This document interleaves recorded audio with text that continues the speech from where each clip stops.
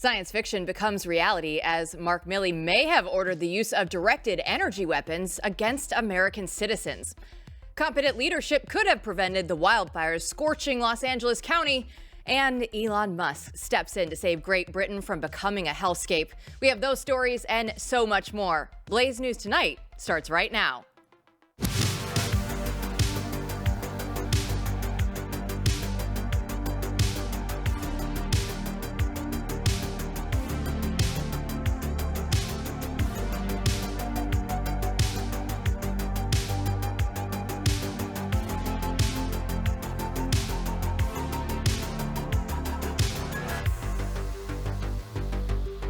Welcome to the chaos. I'm Jill Savage. Today is Wednesday, January 8th. We all remember 2020, the summer of love, the burning buildings, all the looted stores, and an overall lack of legal consequences for crimes committed by rioters. However, in a Blaze exclusive, Blaze investigative journalists Steve Baker and Joe Hanneman revealed that the Pentagon approved the use of directed energy weapons on rioters in June of that year. Here to discuss with me is Matthew Peterson, editor-in-chief of Blaze News, and Steve Baker himself. Steve, your article makes some pretty bold claims. So what exactly did you and Joe uncover, and how did you guys verify it? Well, before I answer that question specifically, let me just say that this is not really the culmination of 4 years of work. This is finally the reveal, the very beginning of us revealing 4 years worth of work. And it began with our investigations into what was going on the day on January 6th. And then as a result of that, the contacts that we made, it began with contacts through the law enforcement agencies that were on the ground that day, but also because in that process, I was also at the same time investigating the reports that I had received that military were on the ground that day. United States military operatives were on the ground. Now, not necessarily for nefarious reasons. I don't know. I just know that I had special operatives who I've had a long-term relationship and who are connected, and they were telling me that they had boots on the ground there at the Capitol that day. So my curiosity began to just lead me down a number of rabbit holes, and I began to pull a lot of threads.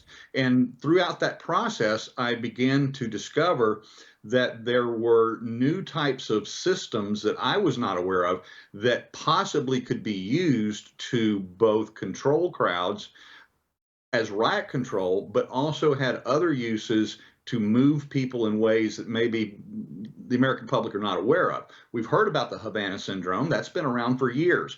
Catherine Herridge, just a week or so ago, had a big reveal. She had a CIA whistleblower come forward. We had looked at congressional testimonies about the Havana syndrome and the types of directed energy weapons that were used or possibly used to create those anomalous health incidences that they talk about.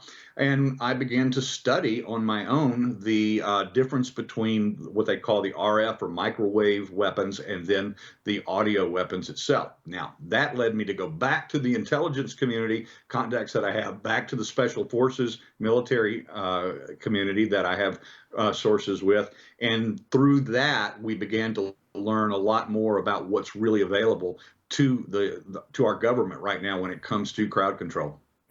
Steve, I think it's important because none of us really have a clear idea of what we're talking about when you say systems or directed energy weapons. So go a little bit into what kind of weaponry we're talking about, what kind of devices we're talking about. Well, we have to go all the way back to the 1950s. The Soviets were very active in developing what they called psychotronic weapons at that time. Now, this is open source information. As a matter of fact, everything that I know about it, I've pulled directly from the CIA website. I mean, the CIA.gov website has thousands and thousands of articles and that have been declassified that go back to their own intelligence sourcing of what the Soviets were up to back then.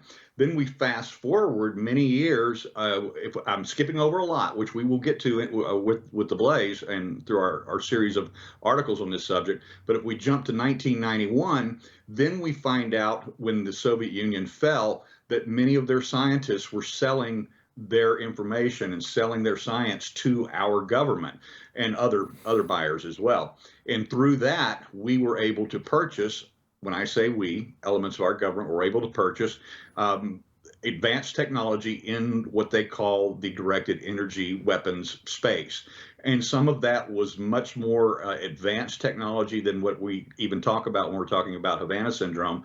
We're talking about now not just truck mounted riot control weapons where they have the big arrays mounted on top of a tank or a military armored vehicle of some sort, and that we have seen in crowd control. Even in our story, we have a video that Julio Rosa, our own correspondent, took in Kenosha back in 2020 of an actual audio device, an audio energy weapon, blasting at what they call a super audio levels to clear crowds out.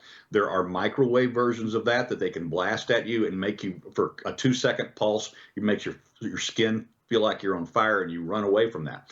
Those are the very basic things that we've seen around for a long time. Those are not science fiction. You can actually go to YouTube and watch DoD sponsored videos of the use of those types of weapons. But over the years, they've got much more sophisticated and much more miniaturized to the point where they can carry them in backpacks now. So they have backpack size, and what some of these special operatives have described to me in great detail, what they call agitation weapons. And this is the thing that we fear the most, is that these weapons that we know have been used overseas in military and by the CIA in operations to create color revolution, to create riots, to create confusion in hot spots around the world, that some of these devices may now be being used here. And that's what we found in it was an IG report from the Department of the Interior investigating what happened on June 1st there at Lafayette Square Park in the District of Columbia. That was during the George Floyd BLM riots at that time. And we actually found from that IG report actual photos and descriptions of the use of one of these backpack-sized weapons. Now, the one that was used there, the IG report actually says that it does not know what other capabilities that particular weapon had, but we know through our sources that they contain both what they call super audio and sub audio. Now, on sub audio settings, it can actually agitate, drive people crazy. They're the only ones, they actually hear it in their ears or in their head themselves. Some people call it the voice of God weapon. There's all kinds of names for it, but there's so many different arrays of this technology. And I think that the most fearful of them all now are some of the RF or microwave type transmissions. These are 74 gigahertz beams that they can aim at somebody. They can talk to you inside your head, make you think that you're hearing voices. They can also attenuate those frequencies to such a way that it resonates with different parts of your body. Different organs resonate to different frequencies. Just like your truck antenna resonates to AM and FM radio signals, our body, whether it's the lungs, our heart, our brain, different folds in our brain can resonate at different frequencies. And as a result of that, can create different reactions from the victim or the intended target. And the most well, I mean, I'll just say that the thing that I'm most curious about is if it is being used, and if this technology is being used in other riots around America, were they being used on January 6th? Well, Steve, that's a good point, because you did touch on the use of these weapons potentially on foreign soil. But when it comes to U.S. soil and the federal government doing this against American citizens, how is this legal? How concerned should average citizens be that if they do show up to just an event, a large gathering, what should we be looking into here? As we reported from the IG report, is that the Metropolitan Police, the District of Columbia, DC Metro Police, they actually loaned one of these backpack audio weapons to the United States Park Police for that particular event. And since then, we have been told through sources just in the last few days that United States Capitol Police have also purchased a couple of these LRAD events or backpack weapons as well.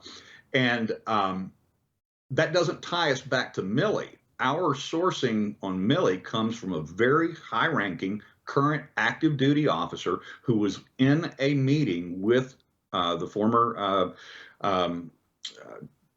chief of staff of the military for the Trump administration, in which he was not necessarily bragging, but he in conversation, he told about 20 officers that he himself had made available for that riot these types of weapons. And in his commentary, he actually said that he made available both heat and sound weapons. So that the heat would be the microwave, RF frequency weapons, and the sound, of course, would be the ones that we saw the photos of that the park police were using.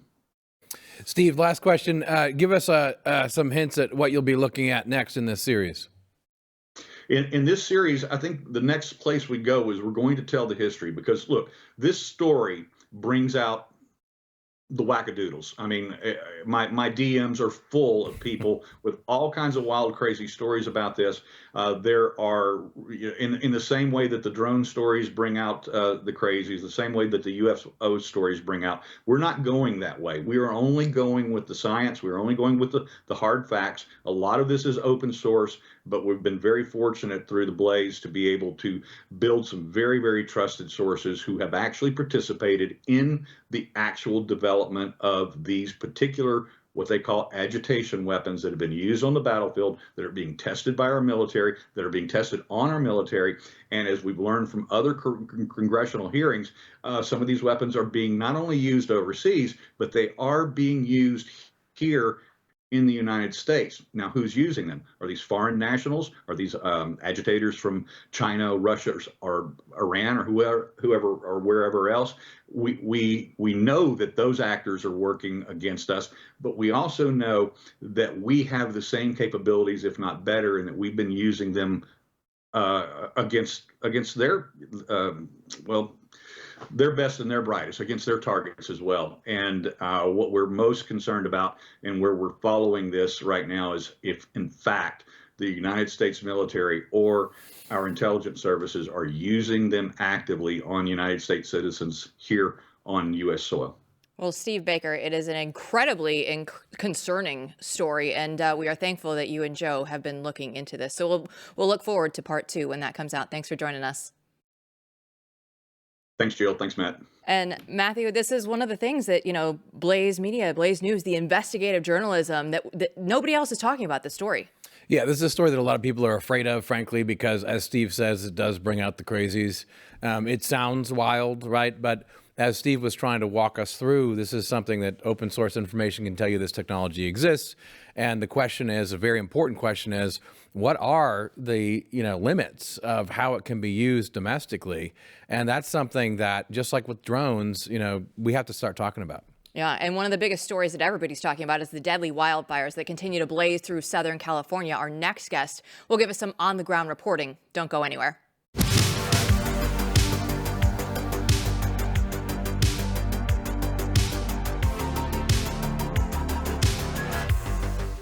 Well, it's the new year, and we're trying to focus on what matters most. That's, creating healthier habits, spending some time with your family, and less money on going out to eat. And GoodRanchers.com, they're here to help you with all of your resolutions this year. So when you buy meat from Good Ranchers, you're directly supporting local farms and ranches in the United States, and you're going to skip all that imported meat at the grocery store. Good Ranchers delivers high-quality, 100% American meat straight to your door, so you can start out 2025 with some better choices, better meals, and just better moments at home.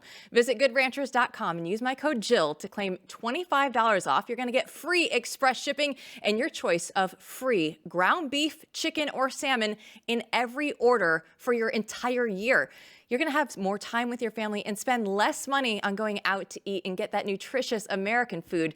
Get that all done and go visit GoodRanchers.com and use my code Jill today for meat that delivers just that. It's GoodRanchers.com. Use code Jill to claim $25 off and get free meat in your order for every box for a year. GoodRanchers.com. American meat delivered. Los Angeles is currently getting ravaged by wildfires, with wind gusts up to 100 miles per hour and tens of thousands of citizens forced to evacuate. And the latest number, over 400,000 people are now without power, with no let-up in sight.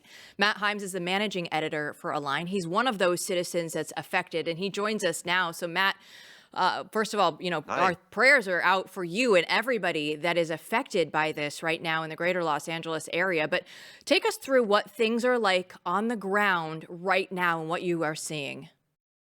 Well, first of all, I'm fairly fortunate. I'm riding this out. We've evacuated the Palisades. I'm in a friend's guest house in classic L.A. Cato Kalin fashion, and all of my family and I were all accounted for and comfortable.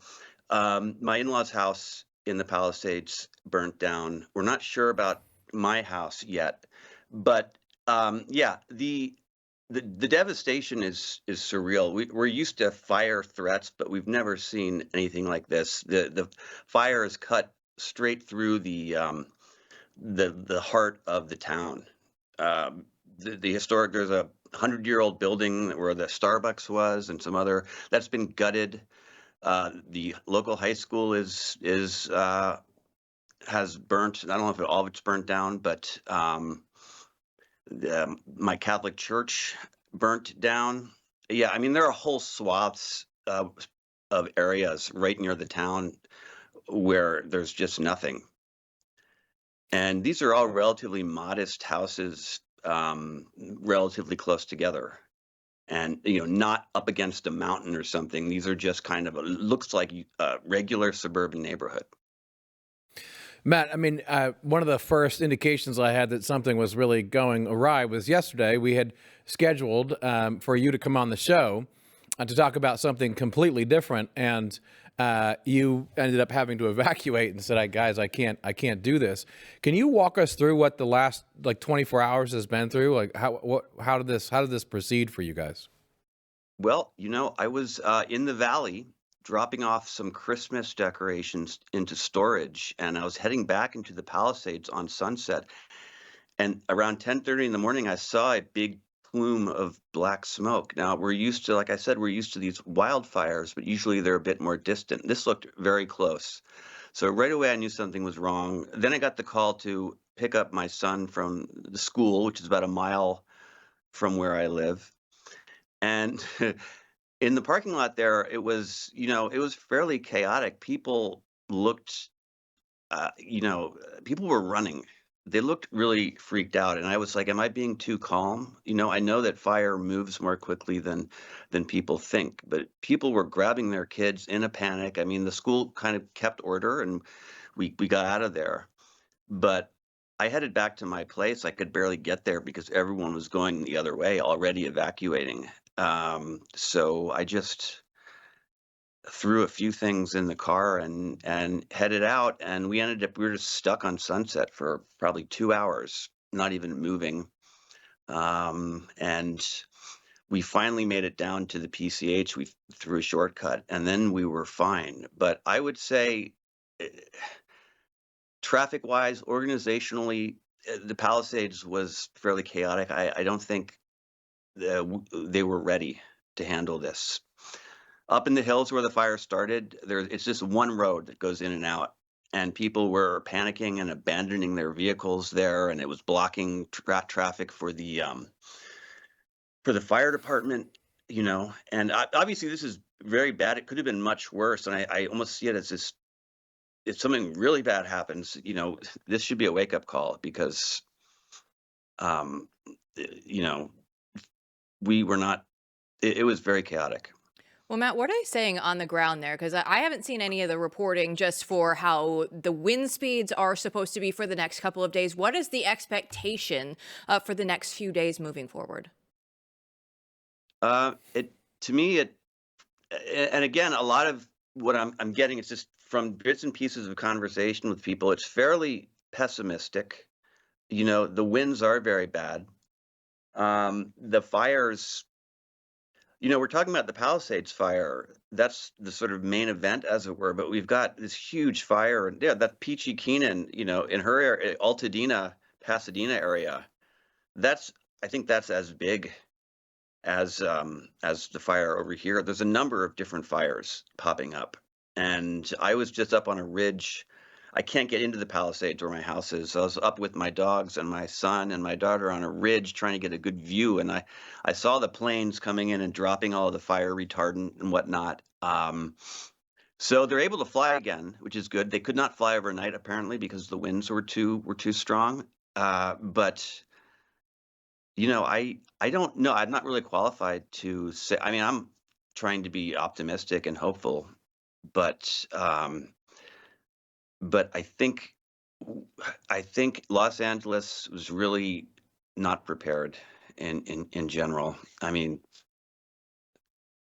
well, you can read the articles, and the Karen Bass was um, in Ghana. The thing is, this happens. This always happens. We know this happens, and we knew it would be particularly bad this year. And I think I heard that Karen Bass got a warning just the day before, and she decided to go on the Africa trip anyway. And I'm already hearing people talk about climate change, but you know, this is the failure of on a more micro level of forestry management, dealing with the homeless problem, funding for the fire department that was cut recently. So I don't know. I don't, not to politicize it, because this is, like I said, this is just a lot of regular people. The image of $15 million mansions burning on the beachfront mansions, that's probably happening, but there's a lot of just regular people. My in-laws bought their house in 1976, and he's a oceanography professor. She's a retired Latin teacher, and they raised 5 kids there. And since the 80s and the 70s, the neighborhood's really kind of exploded in popularity, but it still has that core of a small town kind of. There's a town barbershop that was been there for 40 years, and it's a very kind of any town USA feel. So people are pulling together, I hope, but yeah, everyone's pretty devastated. Matt, I mean, as you sit here, and I'm sure there's a lot of others in your situation. You don't know yet, correct me if I'm wrong, whether or not your house survived, and you're thinking about this. Are there a few factors that really, of all the things you mentioned, that come to mind in terms of what you're focusing on, and like, why did this happen? I mean, not to politicize it, but it's like, why did this happen? This is a civilized society. Yes. We shouldn't have, we should be able to take care of fires and not have some of the, supposedly most well taken care of cities in the country, right, have this burned down. Yeah. So what was on the forefront of your mind? Well, I'm hearing that there's no water in these hydrants. In some of these hydrants, there simply isn't water, or the water pressure to put out any of these blazes. And that has to do with filling the reservoirs and being prepared for this kind of situation. Also, I don't think we have enough firefighters. I haven't talked to any firefighters directly, but I hear people talking about it, and it just sounds like they're overwhelmed and doing what they can, but it looks like an apocalypse. I mean, they continue to work, and I think they're making progress, but I don't want to be one of these anti-woke people, but the fact of the matter is that we just 2 years ago we appointed a new fire chief. I don't know anything about her qualifications, but the main news story there was she's the first female and the first LGBTQ fire chief of LA, and when you look at her bio on the site, she's talking about her priorities. They're all about diversity and equity and inclusion, and that just seems to me like a very the wrong priorities when we have all these glaring inefficiencies right now that are hampering us from helping with this situation. Well, Matt, we are very thankful that you are okay, and we will continue to pray for you and everybody that is affected right now with these devastating fires. Thanks so much for taking some time to join us today. Thank you. God bless. Goodbye. And Matt, when we look at it, there is a way to help if everybody's out there saying, what can I do? Mercury One is already raising money right now. They are putting a team in place to get ready to go out there. So you can donate at mercury1.org. And then Blaze is going to be, Julio Rosas is already en route out there to cover it for Blaze News for the rest of the week. Yeah, Julio gave me a call last night while I was watching the videos, and he's already there. He's on the ground. So we'll have more from him in the next few days, because this is not going to be over anytime soon. And you were just telling me, like, this is your old neighborhood too. Like, you know a lot of these streets. Yeah, so this really hit home for me when I was watching. If a lot of you in the audience probably saw all those people being taken out in the gurneys, the stretchers from that assisted senior care facility. And I used to walk by that all the time. We'd go hiking up in Eaton Canyon, which is where the fire is. It's the Eaton Canyon. That's where we would walk on the weekends with my kids. We go through that parking lot in that 7-Eleven. If they were lucky to get a Slurpee there. And I'm watching all these people be pulled out. You know, the McDonald's across the street on fire. I mean, so many friends and people we know from that area. So watching it is surreal, not being there and seeing it. And, you know, I have to say there's already, I would say at least between 5 and 10 families that are, you know, personal friends who have lost their homes from that Eaton fire. And it's no joke. Yeah, it is an unbelievable sight to behold. But don't go anywhere. When we come back, we are going to look at the online censorship industry and its inevitable death. Stay with us.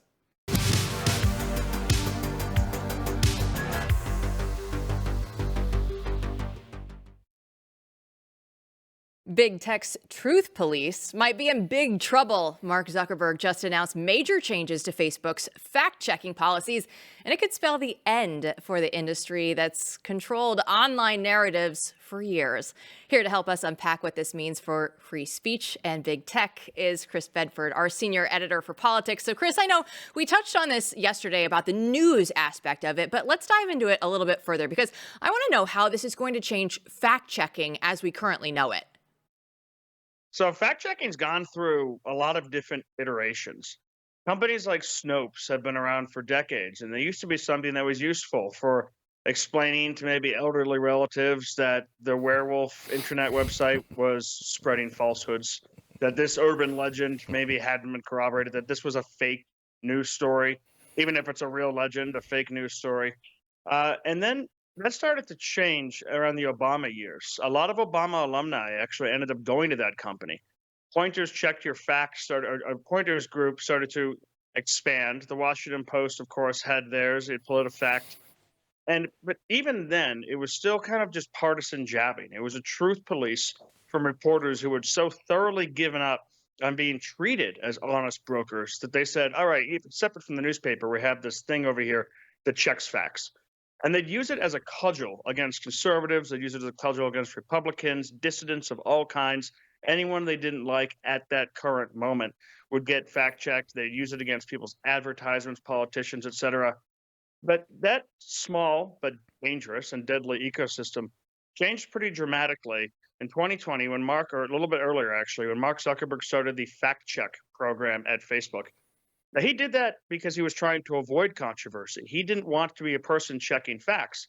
So he partnered with Pointer and said, you guys do the dirty work for me, and I'll pay you for everything you fact check false. They ended up spending a lot of money on this. Companies that signed up, and they had to be approved by Pointer. There were hundreds of them across about 70 countries, at least as of yesterday. They could get paid up to $150,000 a month, or almost $2 million a year, to be fact-checking for Mark Zuckerberg on Facebook. Their ranks swelled. USA Today, if you looked at their fact-check department, it's a bunch of interns, literally, and very recent college graduates who are saying, fact-check false. There's no evidence that the lab leak theory is true on COVID.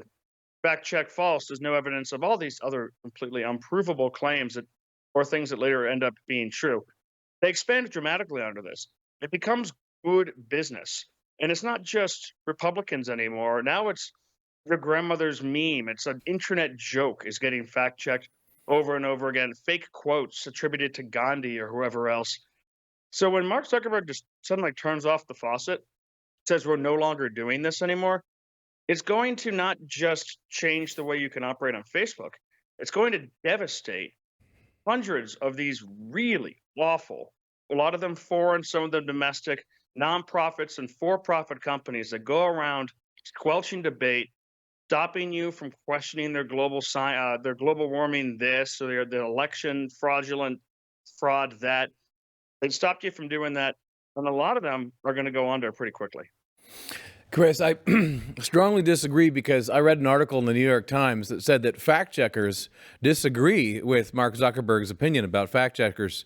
And I believe that headline was unironic, right? There's so much to unpack here. One thing that people should realize is how many hours, right, have been spent, not just taken away. There's money taken away, right? But everyone had to spend a lot of money dealing with this.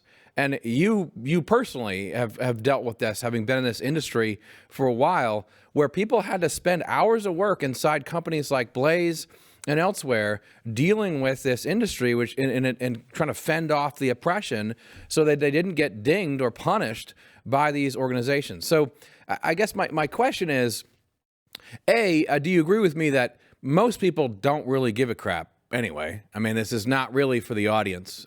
Most of this stuff is not read and is not seen as valuable by the consumer. But B, then that leaves an open-ended question. What happens next? I mean, does this stuff really go away, and are we entering a new era of freedom or not? First I'll answer your first question with some funny stories I picked up along the way dealing with these people myself. I was visiting Business Insider in New York City shortly after Trump's election, and I was saying fake news really didn't play the role that you think it did. You're just trying to come up with excuses for why Hillary Clinton wasn't a very good candidate. I said, give me an example of a fake news story that actually worked. And this guy who I actually like, an editor over there, said, well, how about the Pope endorses Donald Trump? Doesn't that make a difference? To which I had to point out that if you're a voter who's waiting to see what the Pope says, you're probably not voting for the abortionist Hillary Clinton. That's the impact there is just kind of fake. You haven't really thought about that. And another time we had a fact checker, some midwit, call us and absolutely grill us when I was at the Daily Caller about this David Hookstead, who is a comedian who writes for us or used to write for us, article about how a Pittsburgh Steelers owner had endorsed Donald Trump. Now, that's a team that's owned by the fans. So it's just this one guy in Pittsburgh who'd endorsed Donald Trump. And they were talking about how this is fake news. But to point out, look at the comment section. Look at the readers. They clearly understand that this is a joke. And he said, well, people are angry about it on Twitter. We said, look at the people who are angry. Every one of them is a journalist. That's who the joke is on. We are making fun of you. And even at that moment, they had to laugh. But there is still, to your point, Matt, something dangerous out there because this tool is being used. For example, there's a program, NewsGuard, that's a global program. It's got former secretary heads of NATO on it. It's got the first head of DHS on it in the Americas. It's basically a combination of every supervillain and neocon and globalist you could possibly get into one board and one advisory board.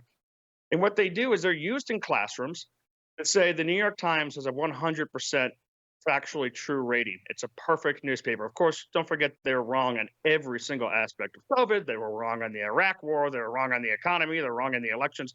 They're 100. Outlets like The Blaze or The Federalist, they rank 10, 12, 15 as far as credibility. Because why? Because they said that maybe COVID came from a lab. They questioned the efficacy of masks. They went out and said maybe lockdowns weren't necessary, things that all turned out to be completely true. So while these little guys have been absolutely wiped away and the economy around it has been wiped away, as long as there are still outlets out there that are threatening the current international order, that are questioning it, that are questioning the way that the globalists have done business all these years, well, there's still going to be a real threat that seeps into the curriculums, that seeps into mainstream discourse, that try to discredit basically dissidents. And it's a tale as old as time. Well, Chris, while we still have you here, I want to ask you about the Supreme Court and Donald Trump, because late last night we saw Trump's attorneys file an emergency application with the Supreme Court to try to block the Trump sentencing for the hush money case that's scheduled for Friday. And we've seen Judge Merchan, he's moving forward with the sentencing. We've seen the Supreme Court, though, rule on presidential immunity. So how do you see this whole thing shaping up? A lot of this was the weakest of all of the cases brought against Donald Trump. The only reason that it's gotten this far at all, everything else has collapsed because none of them are strong, is because Judge Merchan is such a partisan hack, someone who would not be able to withstand the scrutiny of peer review in any kind of an honest light. That's why it's continuing. Now, even prominent Democrat lawyers have come out and said, this doesn't make sense. This conviction doesn't make sense. Some of the evidence that's been allowed doesn't make sense. So there's a really strong chance that this is not going to hold up on appeal. That whatever happens next, the appeal is going to be successful for Donald Trump. So what Merchan's doing is he's trying to barrel straight ahead and say, you know what, I don't care. The whole point of this is calling you a felon. The whole point of this is fulfilling some lib meme dream online for all the internet activists out there to say he's a felon, he's convicted, he's been sentenced. Who cares what the appeal is? And it's just the final indignity of the whole matter. And hopefully the Supreme Court puts an end to it. Well, you know what? The fact checkers have listened to you and they decided that they don't like it, so they're going to call it fake news. Bedford, thanks so much for joining us. They're a bunch of hall monitors, the worst people you ever knew in high school. I mean, they're great, glorious people, Bedford. I don't know who you're talking about. We're going to be nice to YouTube today. Thanks so much for joining us. We'll see you tomorrow. See you tomorrow. All right. Well, we went from Mark Zuckerberg. Now we're going to look at Elon Musk. Can he save the UK like he saved America? We have a British expat weigh in next.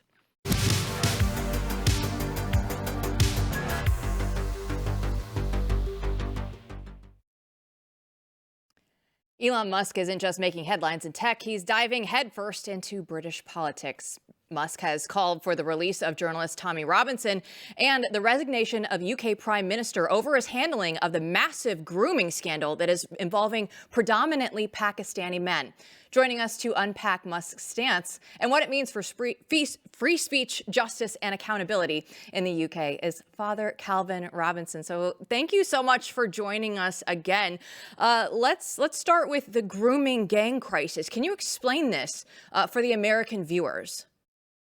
Yes, absolutely. Thank you for having me back. We're calling it grooming gangs, and I don't know when this started. We've been calling it this for a long time, but actually it's about more than that. What happens is there are certain demographics in the United Kingdom of men from a Pakistani Muslim background who don't see white British girls as human. They see them as less than. And within their culture, within their religion, they are able to take these young girls and do with them what they please. And so it's not actually about grooming. It's about the rape and torture of young white British girls, actually. And so I've started using the term rape gang instead, because I think it's more accurate. I know it's offensive, but the action itself is offensive. What's happening is offensive. And people are trying to cover it up. That's the worst part of it. For decades now, there are certain areas in the UK where it's been predominant and people have known about it. They've known what's been going on. These Pakistani Muslim men have been kidnapping, taking, abusing, raping young white British girls, and the authorities have done nothing about it. You know, in certain instances, these girls have called the police to try and get help, and the police have called them child prostitutes and asked if they consented. Now, a child can never consent to sexual relations. That is statutory rape by definition. But the police have used terms like packy shaggers. Excuse me for, I'm directly quoting, but everything about this topic is offensive. It really is difficult to talk about it without being offensive. But so the police haven't been there for the girls. They haven't been there for the families either. Some of the fathers have turned up to do their fatherly duty and take their daughter home. And believe it or not, the Pakistani Muslim men who've taken these girls have called the police on the fathers, and the fathers have been arrested. And it gets worse than this. Sometimes, stop me when you're ready, but sometimes even the girls themselves have been arrested and charged with indecent exposure because they've been found drunk or drugged and naked. And so they have been the ones who've got criminal records. These underage girls, sometimes 12, sometimes 13, sometimes younger than that. It's disgusting. The men who are responsible have been let off, and we can speculate all day as to why, but I believe that the reason that it's been covered up, and the reason the police have done everything to persecute everyone except the perpetrators, and the reason that they keep getting away with it is because they're Pakistani Muslim. And diversity and multiculturalism must be protected at all costs. And in this case, the cost is those young girls. I mean, everything about this sounds like a country that has been conquered. I mean, that's a phrase I see people using online. I think it's right. It sort of seems like, what's the difference between this and a conquered country? And this has been going on for a long time, as you say. So what do you think the significance of Musk talking about it now is? I mean, how do you see this? Because One of the reasons I'm no longer in the UK is because we do not have free speech in the UK. There's only one law that dictates free speech in the UK, and that's called parliamentary privilege. So the only people in the entire country who have free speech are our parliamentarians, our MPs, the people who rule over us, who should be governing for us and representing us. But it's absurd, isn't it, really? But one of the reasons I'm no longer there is because people are getting arrested. My friends have been arrested. I've got a friend who's in prison right now for saying something the government did not want him to say. It's absolutely insane what's going on. Free speech does not exist in my country. And that means that anyone who's raised this issue, they've been targeted. We've been labeled racist, Islamophobic, xenophobic, all the phobics and isms, rather than tackle the problem itself. The people who point out the problem become the problem, according to the authorities and the establishment and the elite. And so people have been raising it. People have been trying to raise it, but they've been unsuccessful. Along comes Elon Musk, purchases the biggest social media platform in the world, creates a free speech space, and then himself starts realizing what's going on. He is targeting the UK government and exposing the evil, the complicity of our politicians and our mainstream media for not addressing such a serious. What's more evil than harming vulnerable young children? I can't think of anything. And so someone like Elon Musk comes along, sees that and says, we need to talk about this. And so now all eyes are on the UK government, which you would expect to make them feel the pressure. However, today, as you and I talk, there's been a vote in Parliament. People are asking for a public inquiry into this matter of what they call grooming gangs. And guess what? They voted against it. I mean, it's unfortunately not surprising, but this story, as you mentioned, this goes back so far. I remember probably a decade ago, right? Just looking at Sweden, for example, and they had the no-go spaces for the police there in Sweden. Like, hey, sorry, if you're in these areas, we're just not going to come help you. You say that Elon Musk, he's going to make a difference. Where do you expect this all to go from here? What's the next step? What do you think is going to happen? I think the Prime Minister's position is untenable. I think he's complicit in a lot of these situations. That, there have been panels that he sat on when he was chief prosecutor before he was Prime Minister, where they brought down the sentence for sexual abusers, for example, something that I could never imagine anyone wanting to do. If anything, we should bring back the death penalty for people that have sexually abused children. However, the Prime Minister went the opposite way, and he's pushed back on every step of the way. After Elon Musk shone a light on the UK, the Prime Minister had a speech. And what did he say in his speech? Oh, people who are looking to the grooming gangs are jumping on the far-right bandwagon. There is no far right. If there was, we'd be up in arms, right? And to say that, to be concerned about the safety and well-being of young, white, working-class British girls is some kind of far-right issue is disgusting. So I don't see how it's possible for him to remain Prime Minister for much longer after saying things like that. And for all the world to be looking at him, all eyes are on him right now, thanks to Elon Musk and thanks to Twitter. Surely, at some point soon, he has to resign. Well, hey, a late welcome to America, to you. And this won't be the last time we have you on. Thank you. Thank you, Calvin, before we let you go, though, I know that you're going to have an event with one of our Blaze colleagues, Steve Deace. It's called Dangerous Friends. Can you tell us about that before we let you go? I've just been cancelled from Dangerous Friends, believe it or not, because my views are too Catholic. Oh. I love my Protestant brothers and sisters. I love America, and there's so much diversity of Christianity out here. But not everyone feels the same about everyone else's theology. So let's leave that one at that. All right. Well, we'll pick it back up later with you. Thanks so much for joining us. Cheers. Don't go anywhere. We'll be back to wrap up the show right after this.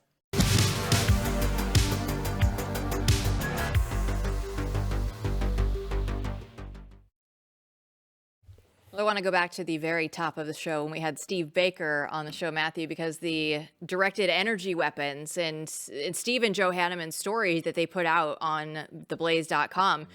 Steve was out there and he was making headlines with this story when he was just previewing it. So now we have the full story and everybody can go out there to theblaze.com and read it. But it's an incredible story that goes to the highest level of the government here. And it's an incredibly important story right now.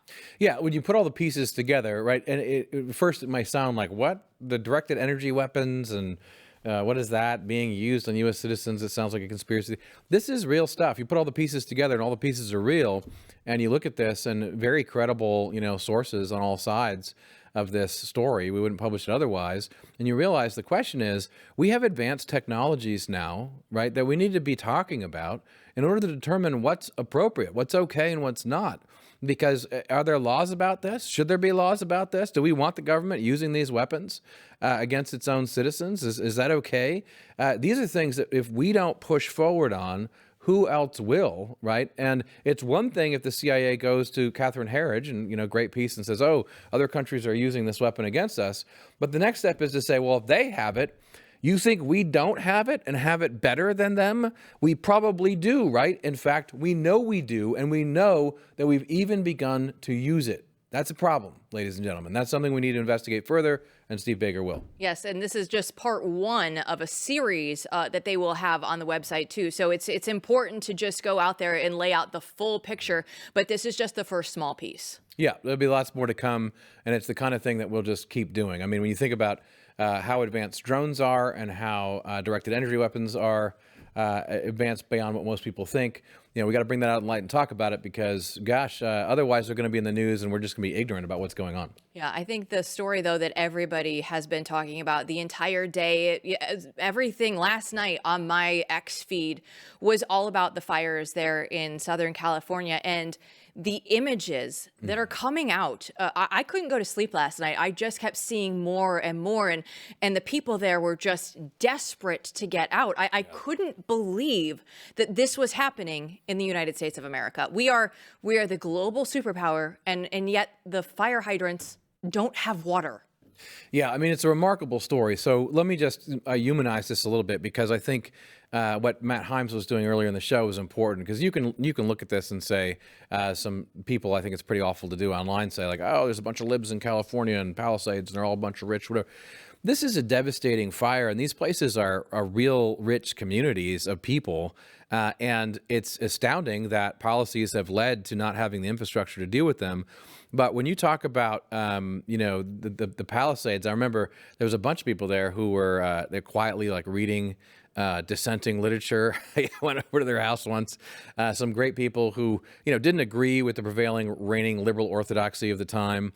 Were very much against what the mayor was doing and questioning why they're paying all these taxes and having homeless people in the park, right, in the Palisades. And now you have to question, like, why didn't they have this infrastructure? I mean, these are real communities. There's real suburban communities being affected. And the other fire, the Eaton fire, I mean, it's just, if you just drive through it, it's an idyllic place. I mean, it really is just row after row, right, of these little houses. It's all walkable. And for us to see that go up is awful. I mean, as many families and great people are being affected. So prayers and support. Absolutely. And we're going to be watching Mother Nature here in the Dallas-Fort Worth area. There's a snow wintry mix that is supposed to be coming in. Fire and ice. We might be coming in tomorrow. We'll have a show for you either way, but we just want to let you know that, the roads out there might be a little bit icy, but you can go ahead and subscribe to Blaze News Tonight on your favorite podcast platform. Rate and review the show. It helps everybody else to find it. And we'll be back to break it all down one way or another tomorrow night. And ice matters here because they don't have salt.